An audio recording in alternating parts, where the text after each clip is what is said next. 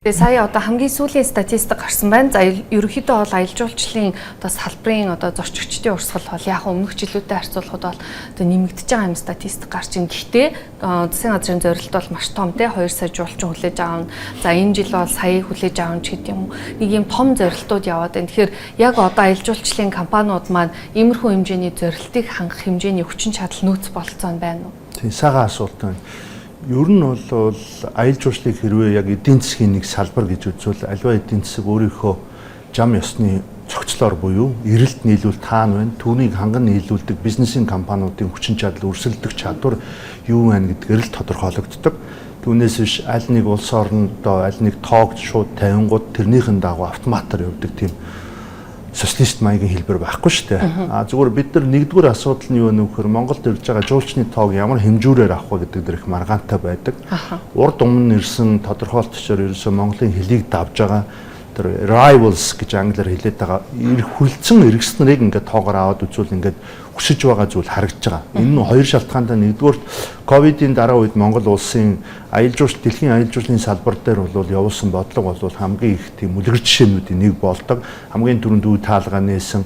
За дараагаар нь шууд одоо олон нийтийн паблик гэж ярддаг зах зээл дээр маш их сурчлагаа явуулсан, инфлюенсерүүдийг урьдсан.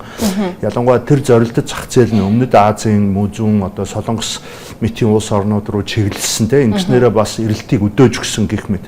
За хоёрдугаарт нь бол мэдээж хэрэг Монгол улс өөрөө ковидд байх үеийн энэ боогдмол гэр орондоо ба хотчлт байхаас эргээд онгон байгал руу зэлүүд байгал руу хэл хязгааргүй орчин руу явах тийм сонирхол дээр их түшгэлсэн нь за Солонгос, Япон, Хятад зэрэг улс орнуудад бол одоо нөлөө үзүүлсэн. Гэхдээ өнгөрсөн 2-3 жилийн хугацаанд жишээлбэл Хятад зэрэг улс бол Солонгосын жуулчид төр хаалттай байсан байхгүй юу?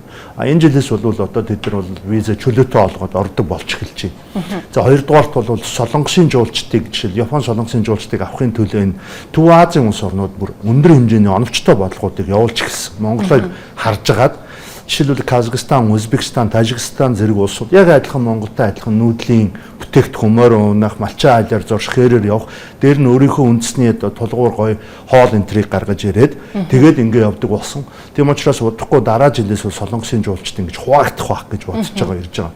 Өөрөөр хэлбэл юу гэж нөхөр зүгээр бидний гинэн цайлган сэтгэлээр ирэх байх гэд эсвэл ерөнхий паблик руу Монгол гэж яваад бол жуулчдын тоо нэмэгдэхгүй. За хоёрдугаар хамгийн чухал зүйл нь нөхөр 1 сая, 2 сая, 3 сая гэх ямар нэгэн тоо байж болно.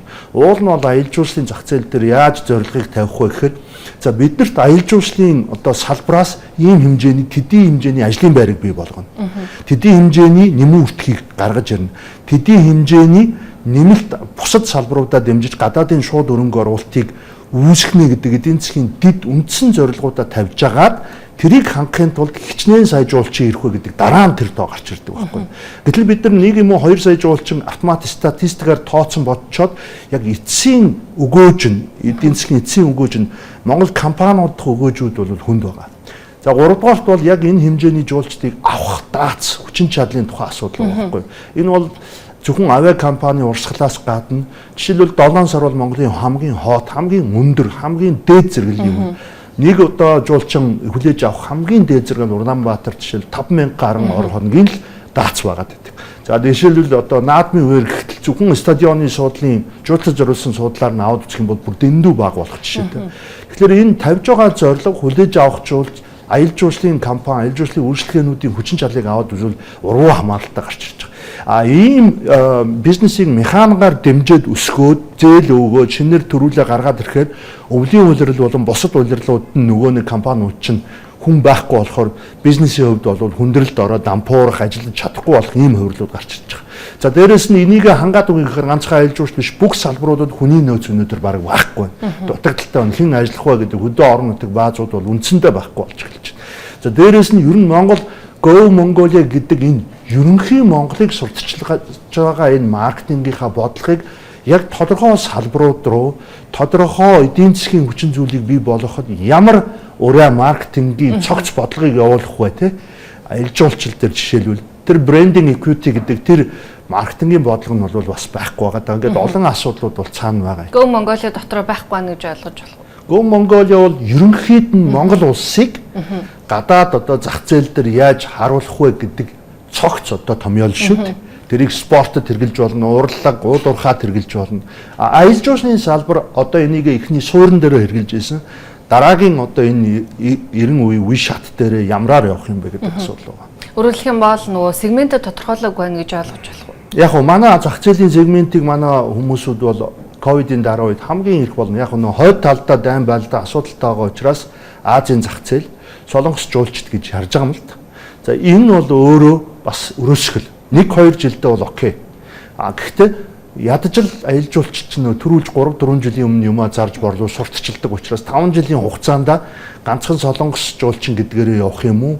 Ер нь одоо солонгорсон сегмент гэдэг рүүгээ орвол яах юм? Ялангуяа Монгол өөрөө солонгосын зүгээр бөөнөрөө хурж ирээд ерөнхийд нь цонхны цаанаас зураг аваад 2 өдөр морь унаад явдаг ийм сегментээс илүү Монгол өөрөө зэрлэг байгаль дээр тулгуурлагдсан үнцэнтэй, өндөр үнэтэй ховор бүтээгдэхүүнийг хардаг тийм эрэлт нийлүүлэлтийн нөөцтэй байхгүй. Тэгэхээр тийм нийлүүлэлтийн нөөц манай бүтээгдэхүүн хийхээр Сингапур шиг, Тайланд шиг тийм бүтээгдэхүүн хийж чадахгүй. Тэгэхээр тийм бүтээгдэхүүнийг бол солонгос, Япон жуулчд хурдан аавна олон группээр. Манайх бол илүү байгаль дээр сорилттой, илүү жоохон wild, илүү унган онгон тэр одоо соёл байглаа шингээсэн ийм бүтээгдэхүүнүүд бий болохоор жишээлбэл одоо эрвс харах аялалч байд юм уу, эсвэл бүргэдийн аялалч байд юм уу, эсвэл бүр нүүдэлчдийн энийг хэн авах юм гэхээр баруун Европ, Хойд Америкийн өндөр үнэтэй, өндөр мөнгө төлдөг ийм зүйл шүү дээ. Тэгэхээр манай хүсэл байна шүү дээ, тий. Одоо 2 саяыг авъя гэж байгаа олон групп төр тогтсон. Манай хүсэл манайхыг зорж ирэх эрэлт хоёрын дунд ийм gap байгаа зүрх үсэл дээ шүү дээ, тий.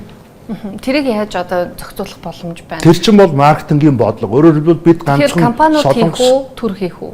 Аль нь хийн. Ер нь бол төр нь компаниуд хийх гэхээр төр төрлүүн дэмжсэн биш зөвхөн нэг зах зээл рүү хандсан бодлого яваад байвал танаа Америк руу чиглэж байгаа сурталчилгаа, маркетинг чинь нэг талдаа их өрөөсгөл бөгөөд хүчгүүд нь төрөнд тэрлүү орж ирэхгүй нөгөө талаар илүү хүнтэй болно. Гэхдээ эерэг зүйл байна. Төр хэдий ч нэ тэрлүү ороогүй байгаа зүйлийг компаниуд өөрсдөө хийх нь илүү эрсдэл багтаа гэсэн үг дээ. Сая яг уу United Airlines ингээд чартер нислэгтэй нэг улирлын хугацаанд 2 улирлын хугацаанд Монгол руу Японоор дамжсан нислэг хийх юм анхны нислэг бол ихсэн ингээд явж байгаа. Тэгээ энэ бас Японоор дамжсан одоо зорчигчдын, жуулчдын урсгалыг нэмэгдүүлэхэд чухал нөлөөтэй гэж салбарын харж байна. Таны хувьд энэ байр суурьтай хэр санал нийлэх үү? United Airlines Монгол руу Японоор дамжиж ирж байгаа нислэг бол маш өндөр ач холбогдолтой. Ганцхан энэ агаарын тээврийн салбарт биш аялал жуулчлал гадаад худалдаа ерөөсөө Монгол улс чинь Хятад, Орос хоёрын дундх энэ эрхчлөөний арал улс гэдэг утгаараа үүнийг дэмжих одоо энэ чиглэлд явахад бол хамгийн том цэник болсон зүйл.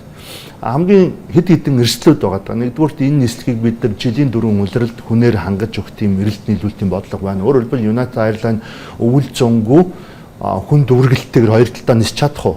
Дараа нь дагаад түүнийгээд байгаа манай мят нисч чадах уу? Тийм хэмжээний одоо зорчигч байна уу?